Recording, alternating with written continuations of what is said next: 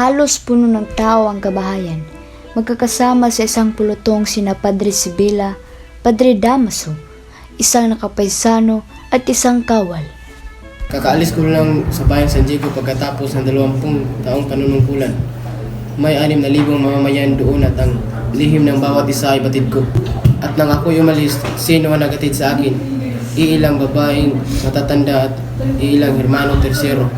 Ngayong 20 taong nanirahan ako roon. Wala pong kinalaman niya sa sistang ko ng tabako. Ano? Hindi ba kayo nakakaintindi? Hindi ba niyo nalamang mali ang pagbabagong ginagawa ng mga ministro? Niniwala ba kayo? Gaya ng paniniwala ko sa Ebanghelyo, ang mga NGO ay mapagpabaya.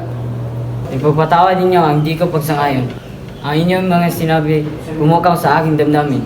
Likas po ba sa mga taong iyan ang pagkapabaya o iyo'y pagtatakip lamang sa pamamahala ng mga sumakop sa atin na aking narinig sa isang manlalakbay? Si Ginoong Laruha magpatunay sa inyong mga NGO ay mangmang at mapagwalang bahala. Yan ang totoo. Wala nang higit pa sa mga inyo sa kamamangan at pagkawalang utang na loob. Padre Damaso, kayo'y 20 taon sa bayan ng San Diego. Hindi ba kayo nasiyahan doon? Hindi, kung walang kalayaan ang magkura, ay mapapahamak ang bayan. Ano ang ibig ninyong sabihin? Iyan ang sanhi ng kapahamakan.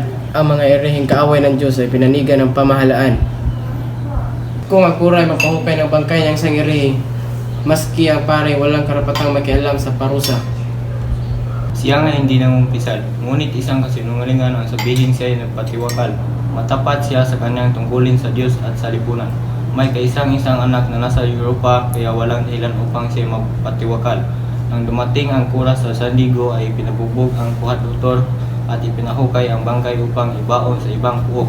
Nang mabatid ito ng hinilal ay nilipat sa isang bayan si Padre Damaso. Katapos ay dumating pa ang ibang panauhin, gaya na mag-asawang sina Dr. De Espadanya at Doña Victorina.